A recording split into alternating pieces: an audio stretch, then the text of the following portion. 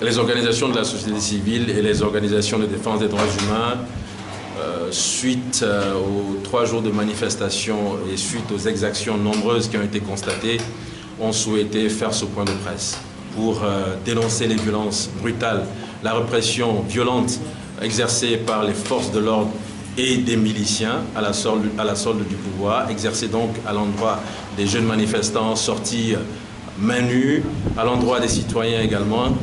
Et il était important que nous puissions vraiment faire un peu un bilan initial de ces 3 journées et dénoncer cette violence extrême qui frise une vraie politique de terreur mise en place par le pouvoir. Donc c'est ce que nous avons fait et ça nous a permis également d'exiger que justice soit faite à l'endroit des victimes, d'exiger également qu'on arrête cette violence d'État. C'est inacceptable. Nous sommes dans un pays où des citoyens ont quand même le droit de sortir et de s'exprimer et ils n'ont pas à faire face à cette brutalité mise en place par l'État. C'est inacceptable. Nous ne sommes pas des animaux. Nous sommes des fils de ce pays et en tant que fils et citoyens de ce pays, la Constitution nous donne le droit de nous exprimer et de manifester pacifiquement. Et pourquoi est-ce que lorsque des jeunes sortent pour manifester pacifiquement, il faut qu'il y ait des nervis dans la rue, il faut qu'il y ait des gens armés dans la rue, qu'il y ait des coups de gourdin, des coups en tout cas cette violence extrême que nous avons vue avec ces images insoutenables sur les réseaux sociaux. C'est inacceptable. Le gouvernement ne peut pas continuer à accepter cela. Il faut que ça cesse. Il faut que la justice fasse son travail.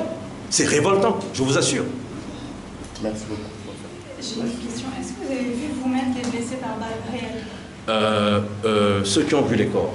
Moi, j'y étais pas. Moi, j'étais chez moi. Mais ceux qui ont vu les corps, c'est des gens que nous avons envoyés, qui étaient sur le terrain et qui nous ont donné des précisions par rapport aux lésions qu'ils ont constatées. Il y a eu également, c'est vrai, quelqu'un qui a fait un témoignage avec des images qui laissent à penser qu'effectivement ça ressemble à une porte d'entrée de projectile. Mais personnellement, je ne l'ai pas vu.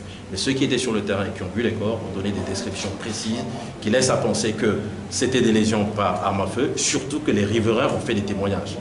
Donc tout cela pris en compte, il faut que la justice fasse son travail. Je ne suis pas un homme de loi, je dis des choses que je vois, je dis des choses que j'entends. Il faut que la justice quand même se bouge un peu dans ce pays. Ça suffit comme ça, quoi. Merci.